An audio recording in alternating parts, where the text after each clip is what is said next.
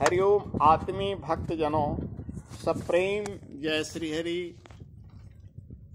यह भगवान विष्णु का मंदिर सनक सनंदन सनत कुमार ऋषि के पुण्यभूमि तपोवन में बना हुआ है।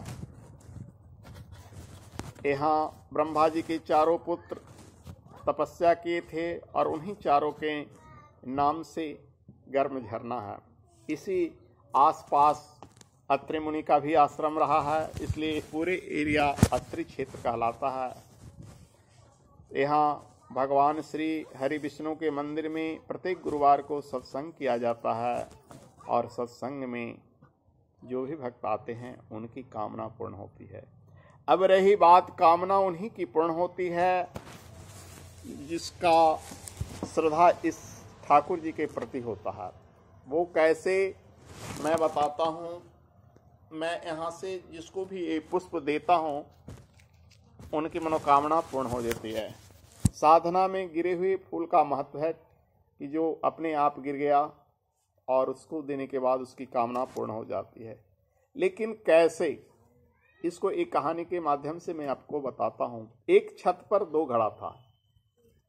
एक घड़ा ऊपर की मुंह था, ऐसे ऊपर की मुंह।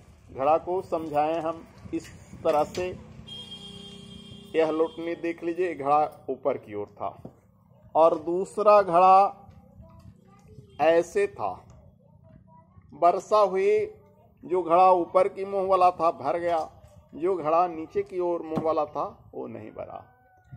नहीं भरने वाला घड़ा ने शिकायत किया भरे हुए घड़ा से कि देखो नहीं, भगवान इंद्र ने मेरे साथ नाइंसाफी किया। बोला कैसे? तुमको जल से लबालब भर दिया और मुझे तो नहीं भरा। भरी हुई कलश बोले, बहन इसमें तुम्हारी गलती है।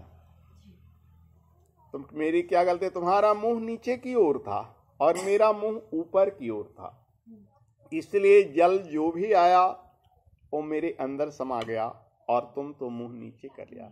इसी तरह से इस कहानी के माध्यम से दर्शाता हूँ, जिनकी श्रद्धा इस ठाकुर जी के श्री चरणों में हो जाती है उन्हीं ये माला माल कर देते हैं। जिनकी श्रद्धा नहीं होती है वहाँ आकर भी कंगाल रहते हैं। यहाँ हम शरीर से लाचार हैं, फिर भी इतना बड़ा मंदिर बन रहा है। कैसे? जब किसी का नौकरी होता है तो वो पहला महीना का वेतन ठाकुर जी के श्री चरणों में देता है। मैं किसी से चंदा करने नहीं जाता हूँ, लेकिन जिनकी सर्विस हो जाती है वो अपनी पहली सैलरी दे देते हैं और उनकी कृपा से जो भी विद्यार्थी यहाँ मांगते हैं उनकी सर्विस लगभग तय ही है। बस घड़े की तरह उनके अंदर श्रद्धा होनी चाहिए। बाकी यहाँ से हर साल कई लोग का मुंडन भी होता है, जैसे पिछले बार तुम्हारे यहाँ हुआ, और पिछले वर्ष 4 व्यक्ति ने दूर दूर से आकर कराया। तो भगवान सबकी कामना पूरी करते हैं। यहाँ से अनेक दूर दूर के यात्री लाभ प्राप्त किए हैं, क्योंकि हर वर्ष 3 साल के बाद अधिक मास लगता है और हर वर्ष 14, 15, 16 जनवरी को मेला लगता है, जिसमें दूर दूर से लोग आते हैं और उनकी कामना ठाकुर जी कपिलेश्वर महादेव जो यहाँ प्राचीन काल से विराजमान हैं ये पूर्ण करते हैं। तो यह तपोवन है। लोग कहते हैं यहाँ कम्युनिकेशन नहीं है, साधन नहीं है, लेकिन इसका नाम पर ध्यान नहीं देते हैं। यह तपोवन है। तपोवन का अर्थ होता है तपह जोड़ वन, जहाँ ऋषि तपस्या करते हैं वो वन। अब तो बहुत कुछ बन गया है, लेकिन यहाँ कम्युनिकेशन की क्या जरूरत है? यहाँ तो जंगल ही जंगल होना चाहिए था। जंगल कट गए हैं तो वीरान लगता है, लेकिन ये तपोवन है। बगल में राजगीर है। राजगीर का शाब्दिक अर्थ होता है राजगृह, राजा का घर। तो हमारा ये तपोवन है, तपस्या का वन है।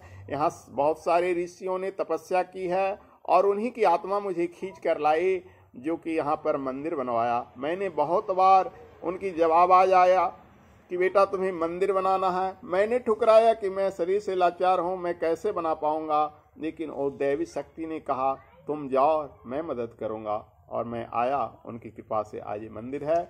इसलिए आप लोग विश्वास रखो, आप जो भी कामना करोगे बस श्रद्धा होनी चाहिए, पूर्ण होगा। बोलो विष्णु भगवान की।